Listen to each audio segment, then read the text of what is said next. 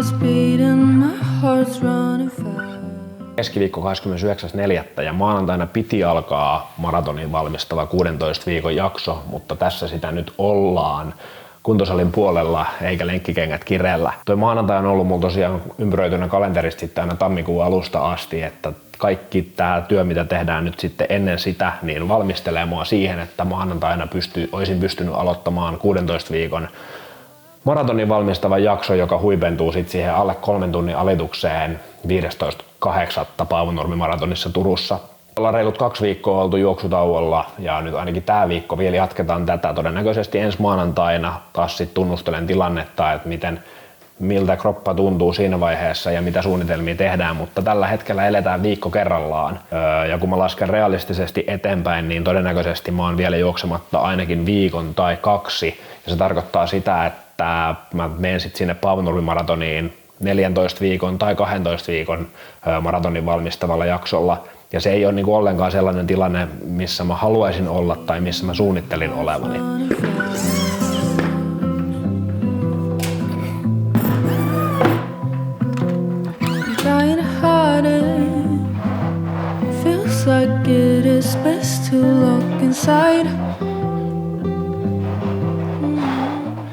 Se, että kun se maanantain testijuoksu ei onnistunutkaan ja jouduin toteamaan, että okei, että mä en ole vielä siinä kunnossa, että mä pystyn aloittamaan täyspainoista juoksuharjoittelua, niin se oli henkisesti yllättävän kova paikka itselleni.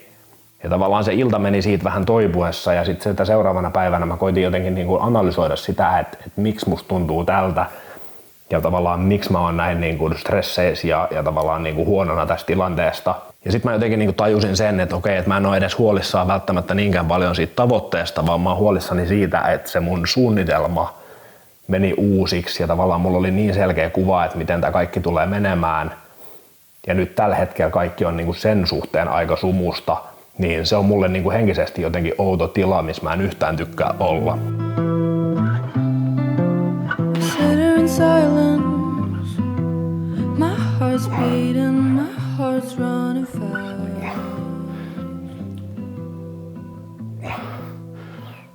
Mutta sitten jotenkin mä tajusin aika nopea, että mä oon itse asiassa ollut niinku rakastuneempi tähän mun suunnitelmaan kuin ehkä itse siihen lopputulokseen tai tekemiseen. Ja tavallaan se suunnitelma itsessään on tuottanut mulle ihan hirveän määrän nautintoa, että mä voin tehdä sitä ja toteuttaa sitä. Ja sitten myös yhden nukutun yön jälkeen oli jotenkin tosi selvää, että en mä missään nimessä halua olla sellainen ihminen, joka niin kuin ensimmäisten vastojen käymisten jälkeen oikeastaan missään niin kuin elämäntilanteessa heittää hanskoja naulaan tai luovuttaa.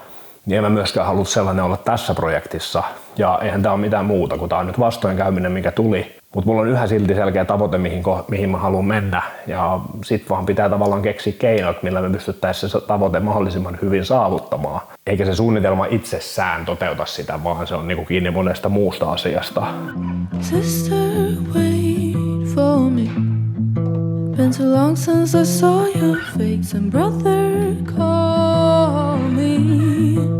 'Cause when I feel small, I always miss my family. Tonight I miss my family. Joten toisaalta mä mietin, että jos mun juoksutauko jatkuu vielä viikon, jos se jatkuu vielä 2, niin sit mä vaan teen juoksutauon aikana asiat mahdollisimman hyvin, että ne tukee sitä mun tavoitetta siitä alle 3 tunnin maratonista elokuussa. Ja se on niin kuin vähin, mitä mä voin itselleni tässä vaiheessa tehdä, että mä teen sitten ne muut asiat niin hyvin, että mä koitan huolehtia liikkuvuuksista, mä koitan tehdä voimaharjoittelua, mä koitan pyöreillä. Joten oikeastaan en mä usko, että sillä on mitään merkitystä, että kestää se mun juoksutauko sitten nyt vielä viikon tai 2 tai jopa 3, niin sit mä oon niin kuin itselleni velkaa sen, että mä teen sit sinä aikana asiat niin hyvin kuin mahdollista. Ja ehkä tässä sit lopulta käy jopa niin, että mä oon kesällä vähän parempi juoksija kuin mä olin ennen tätä taukoa, koska mä pystyn tekemään asioita, mitkä tukee juoksemista nyt niin kuin paremmin ja pystyn keskittymään sitten näihin asioihin, mitkä selkeästi on jäänyt vähän niin kuin vähemmälle tuossa niin kuin alkuvuoden aikana, kun tuo juokseminen on vienyt mennessään.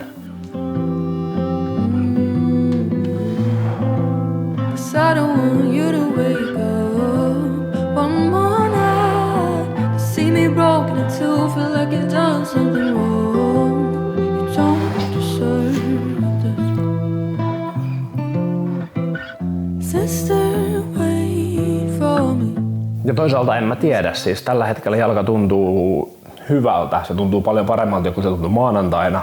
Ja käytännössä mulla ei ole siinä minkään muun sortin kipuja ja en pysty tekemään kaikkea muuta paitsi juoksemaan. Että se tärähtely aiheuttaa siinä vielä sellaisia tuntemuksia, että koen, että vielä ei ole järkevää juosta, vaikka mä tavallaan pystyisin sitä tekemään. Ja sinänsä tää on ollut todella hyvä oppitunti itselle, koska tää on niinku ihan uudenlainen vamma ja vaiva, mitä mulla on koskaan elämässä ollut. Ja tavallaan on oppinut tästä nyt paljon ja omasta kropasta niin kuin hyvin paljon. Ja tietyllä tapaa oppinut arvostamaan ja laittamaan prioriteettilistalle nyt sitä liikkuvuus, voimaharjoitteluasiaa vielä enemmän. Ja nyt mä oon niin kuin ymmärtänyt sen, että ei tässä oikeasti olla supermiehiä. Että näitä vaivoja näköjään tulee, jos kropasta ei pidä huolta riittävän hyvin.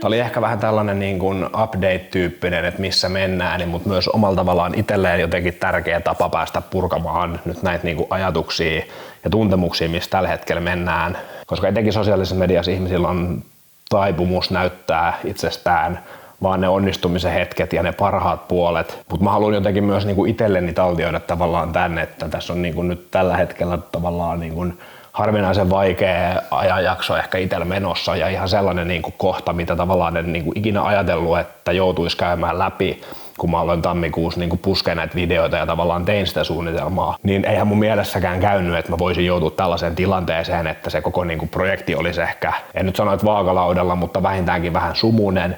Ja tavallaan se, että joutuisi niin kuin tämmöiseen tilanteeseen, että ei ole niin kuin selkeää päivämäärää, että milloin sitä taas pääsee juoksemaan. Ja etenkin kun kello koko ajan käy kohti sitä elokuuta, niin mä uskon ja toivon kuitenkin, että tästä klipistä saa sit niinku hyvän motivaattorin, mitä voi sitten elokuun 16. päivä katsoa sen alle 3 tunnin maratonin jälkeen sellaisena, että tästäkin mentiin läpi ja tästäkin selvittiin ja se oli vaan niinku pieni sellainen vastoinkäyminen tässä koko projektissa. Mutta näillä mennään kohti ensi viikkoa ja toivottavasti se ensi viikko tuo mukanaan juoksemista, mutta sitä en vielä tällä hetkellä pysty lupaamaan, mutta sen mä pystyn lupaamaan, että nyt tehdään kuitenkin parhaamme niillä keinoilla, mitä tässä tällä hetkellä on käytettävissä ja näillä me mennään eteenpäin. Ei muuta kuin ensi viikkoon. Moro!